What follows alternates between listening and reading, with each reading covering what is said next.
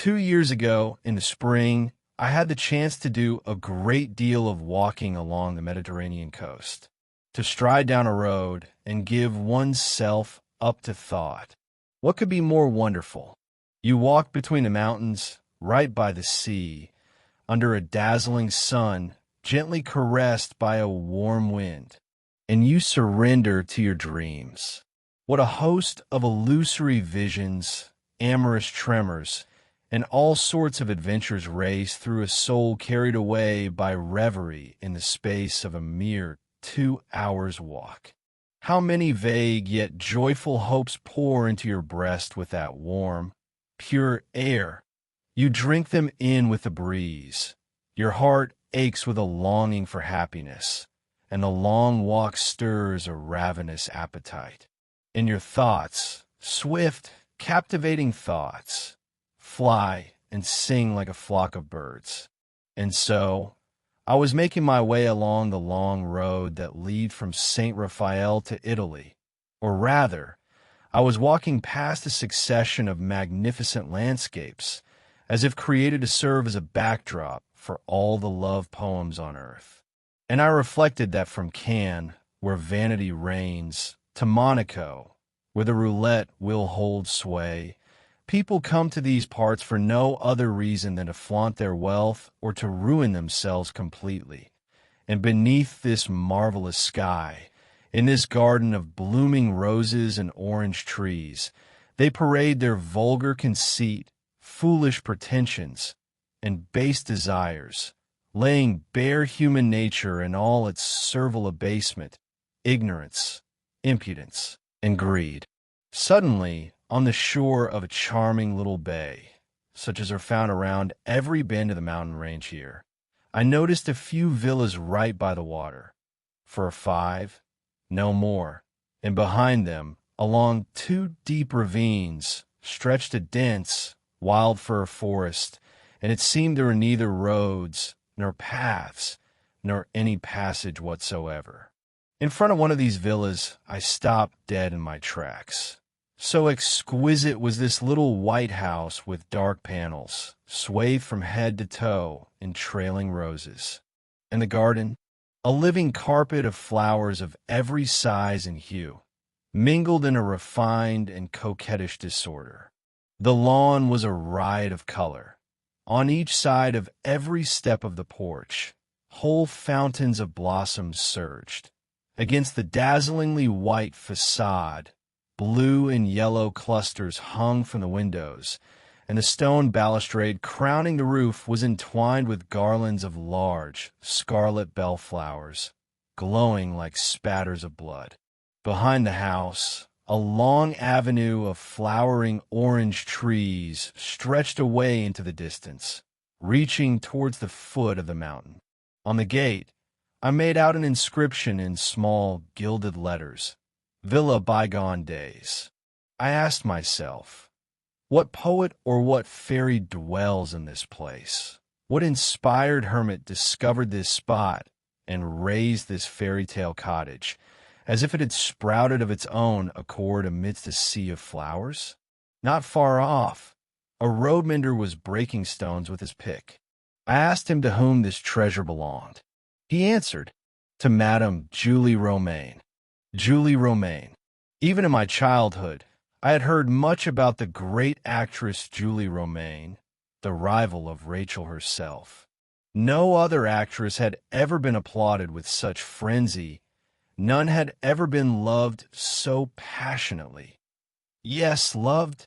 How many duels, suicides, and sensational scandals she had caused. But how old must this enchantress be now? 60, 70, 75? Julie Romain. She was here, in this little house. The very woman who was adored by the greatest musician and the most refined poet of our land. I recalled how the whole of France was stirred. I was 12 at the time, by her tumultuous break with the musician and her flight to Sicily with the poet. She had left Paris one evening, after a premiere, while the entire hall, in a frenzy, applauded her for a full half hour and called her back 11 times in a row, She had sped away with the poet in a dorm use, as one traveled in those days. They had crossed the sea on a packet boat to seclude themselves on that ancient island, a child of Hellas, and to love one another under the shade of the immense orange grove that encircles Palermo and is called the Concadoro. It was said that they had climbed Etna and, pressing close, cheek to cheek, had peered into the gigantic crater as if intending to plunge into the fiery abyss. He was dead now, that creator of captivating verse, so profound it made a whole generation dizzy, and so refined, so mysterious, that it opened a new, hitherto unknown world to other poets. The other was dead too, the one she had abandoned. The man who found for her those musical phrases that remain in everyone's memory, melodies filled with both triumph and despair, both uplifting and agonizing. And she was still alive. She was here in this little house, shrouded in flowers. I did not hesitate for a moment and rang at the gate. A servant opened it for me, a youth of about 18 with a rather foolish expression and clumsy hands. I scribbled a few lines on my visiting card, a gallant tribute to the old actress and an ardent request to grant me an audience. Perhaps she knew my name and would consent to open her doors to me. The young footman departed, then returned and, inviting me to follow, led me to a neat drawing room of the prim Louis Philippe style, furnished with heavy, uncomfortable furniture for which a young maid, a slender but plain girl of about 16, was removing the dust covers in my honor. Then I was left alone. On the walls hung 3 portraits, one of the lady of the house in one of her roles, one of the poet dressed in a long frock coat, nipped in at the waist, and a shirt with a full jabot in the old-fashioned style, and one of the musician seated at a clavichord. The style of the painting was precise, refined, elegant, and somewhat dry. The actress smiled with charming lips and blue eyes, fair-haired, delightful, but with a touch of the affectation common to all beauties painted in that era. The poet and the musician, however, seemed already to be gazing upon future generations. Everything in this drawing room spoke of the past, of a life extinguished, of people now vanished into Lethe. The door opened, and into the room came a little old woman, quite ancient, entirely gray, with hair and eyebrows as white as snow, the very image of a little white mouse, nimble and noiseless. She extended her hand to me and, in a voice that was still young and sonorously vibrant, said,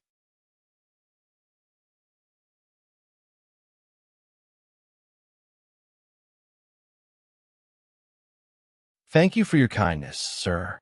How very gracious of you. So, it seems the men of today still remember us women of a bygone era. Please do sit down." I explained that I had been enchanted by her dwelling and felt compelled to learn the name of its owner, and that upon hearing her name, I could not resist the temptation to knock upon her door. She replied, "You do me a great honor, sir, especially as such visits are the greatest rarity for me now. When your card was brought to me, and I read your courteous words, my heart fluttered as if I had received news of a friend's return after a disappearance of 20 years. For I am a dead woman, sir, a true dead woman. No one remembers me. No one thinks of me until the day I truly die.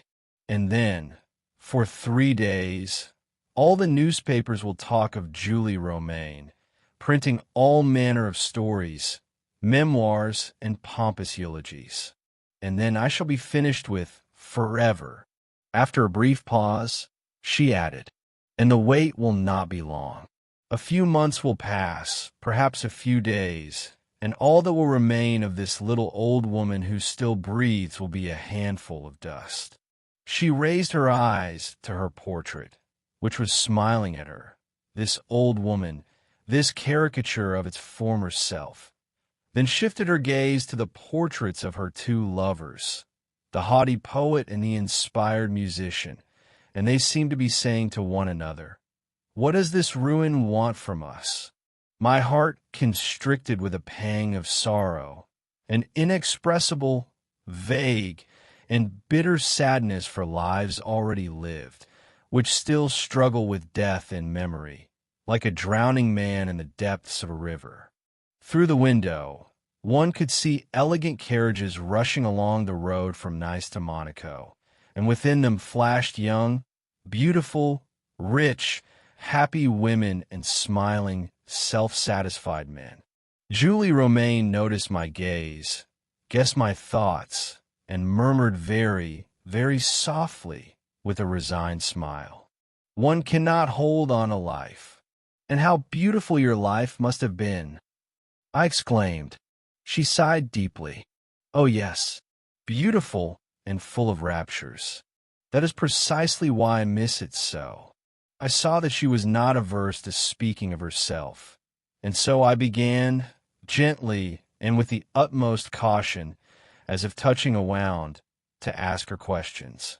She told me of her triumphs, of her intoxication with fame, of her friends, of her entire dazzling life. I asked, "The most complete joy, the genuine happiness that was granted to you by the theater, I assume?" She answered immediately, "Oh no," I smiled. She cast a sorrowful glance around the portraits of her two lovers and said, "No, my happiness was given to me only by them." I could not refrain from asking, "Which of them?" "Both. I sometimes confuse them slightly in my memory, an old woman's folly, and besides, I now feel a sense of guilt towards one of them." "In that case, madam, your gratitude is directed not at them, but at love itself. They were merely its interpreters." "Perhaps, but what interpreters they were! And does it not seem to you," I ventured, "that someone else could have loved you more strongly? A simple man, perhaps not a supreme genius, but one who would have given you his entire self, all his heart, all his thoughts, every moment of his life. Whereas in the love of these two great men, you had dangerous rivals, music and poetry," she exclaimed in her astonishingly young voice, which struck the most secret chords of the soul. "No, sir, no. Another might have loved me more, but he would not have loved me as they did. Ah, they sang to me a song of love such as no one else in the world could sing. It intoxicated me.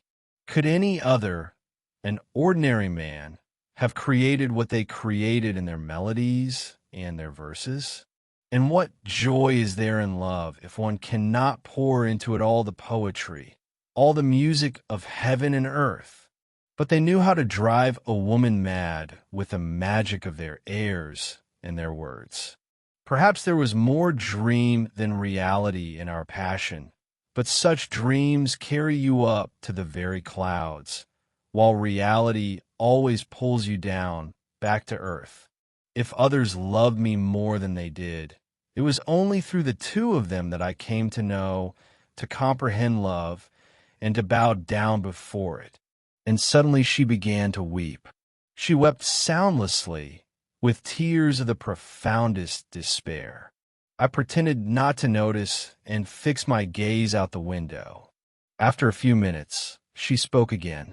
"You see, sir, with most people, the heart ages along with the body. With me, it is not so. My wretched body is 69 years old, but my heart is still 20. That is why I live in solitude, among flowers and memories." A long silence fell. She grew calm and said, now with a smile, "Upon my word, you would laugh at me if you knew how I spend my evenings in fine weather. I am both ashamed and sorry for myself." However much I entreated her, she would say no more. Finally, I rose, intending to take my leave. She exclaimed, "So soon?" I pleaded that I needed to be in time for supper in Monte Carlo, whereupon she asked timidly, "Perhaps you would consent to dine with me instead? It would give me the greatest pleasure." I accepted at once. She was delighted, rang for her maid, gave the necessary orders, and then suggested showing me the house. From the dining room, a glass door led onto a glazed veranda, filled with plants in tubs.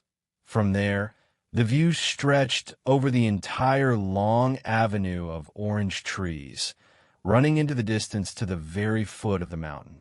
A comfortable, low armchair, placed in a secluded nook amidst the greenery, betrayed the fact that the elderly actress often spent her time here. Then we went out into the garden to admire the flowers. A serene evening was falling, warm and gentle. The air was imbued with all the fragrances of the earth. We sat down at table only when it was completely dark. The dinner was excellent. We sat over it for a very long time and became almost friends, for she felt the sincere sympathy for her that had been born in my heart. She drank a little wine, a thimbleful, as they used to say in the old days, and grew more confiding and open. "Let us go and admire the moon," she proposed. The lovely moon, I adore it. It was the witness to my most vivid joys, and it seems to me that all my memories are now hidden within it. I have only to look at it, and they instantly come back to life. And even sometimes on evenings like this, I indulge myself with a beautiful spectacle, a very, very beautiful one. If I were to tell you, no, you would only laugh at me. No, I won't. I cannot, no. I began to entreat her. What nonsense! Do tell me, I beg you. I promise I won't laugh. You have my word. Please, I implore you. She hesitated. I took her hands, those pitiful, withered, cold little hands, and began to kiss them, one after the other, again and again, just as they had once done. She was touched. Her hesitation melted away. "So you promise not to laugh?" "Upon my honor." "Very well, then. Come." She rose, and as the servant, an awkward, gawky youth in a green livery, moved her chair back, she whispered something quickly and quietly into his ear. He replied, "At once, madam." She took my arm and led me out onto the veranda. The avenue of orange trees was indeed delightful. The moon, large and round, had already risen and cast a long band of light right down its center, which lay upon the yellow sand between the dense, rounded canopies of the dark trees. The trees were in full bloom, and the night was saturated with their heavy, sweet perfume. And in the black foliage, thousands of fireflies, those fiery flies resembling a scattering of stars, were flitting. I could not contain my admiration. Oh, what a setting for a scene of love! She smiled. Is it not? Now you shall see. She made me sit down beside her, and, after a pause, she said quietly, "This is why it is so sad that life is gone. But then, you men of today have forgotten how to think of love. You're stockbrokers, businessmen, speculators. You have even forgotten how to talk to us. I say US, meaning young women, of course. Love has now become a mere liaison, and often begins with a dressmaker's bill that a lady must conceal. If you decide the woman isn't worth the money, you withdraw. If you decide she is worth more, you pay the bill. Fine manners, indeed, fine love." She took my hand. "Now watch." I looked and was transfixed with astonishment and delight. In the distance, at the far end of the avenue, along the shining moonlit path, a couple in love was walking, arm in arm. They moved slowly, pressed close to one another, beautiful and young, now crossing the pools of light that illuminated them brightly, now suddenly vanishing into the deep shadow. He was wearing a white satin coat, such as was worn in the last century, and a hat with an ostrich plume. She was in a dress with panniers and a high, powdered coiffure, like the beauties of the Regency era. About 100 paces from us, they stopped in the middle of the avenue and, with exaggerated grace, exchanged a kiss. It was then that I recognized them both as the actress's young servants. My whole figure shrank into the chair. I struggled with all my might against an uncontrollable, mad impulse to burst out laughing. Yet I mastered myself and did not laugh. I was in agony, tormented, twitching, but I suppressed the laughter, much like a man undergoing an amputation suppresses the scream tearing from his very throat. Meanwhile, the young couple turned and headed back, deeper into the avenue, once again becoming a charming vision. They retreated, moved farther away, dissolved into the gloom, and finally vanished from sight altogether like a dream. They were no longer to be seen. The now empty avenue seemed sorrowful. I, too, left. I went away so as not to see any more. I understood that this performance lasted a long time, for it resurrected the past, that distant past of love and the stage, an artificial, deceptive, and enchanting past full of both false and genuine charm, a past which still made the heart of the old actress and former lover tremble. Don't forget to subscribe, dear listeners, so you never miss a new tale. I'd be so pleased to hear from you. Do leave your thoughts and impressions in the comments below.